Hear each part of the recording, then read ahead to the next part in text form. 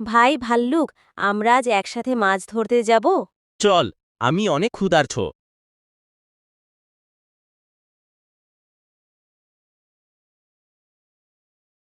ভাই, মাছ ধরার সহজ উপায় আছে।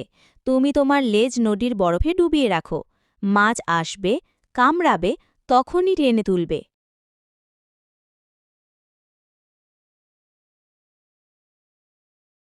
হা হা হা, কি বোকা! ও মা, এটা কি হলো? আমার লেজই তো উঠে এলো। হা হা হা, ভাই এটা তো ছিল মজা। তুমি না খুবই সরল। ওই, তুই আমার সাথে প্রতারণা করলি। এবার দেখ আমি কি করি। ওরে বাবা, তাড়াতাড়ি পালাই।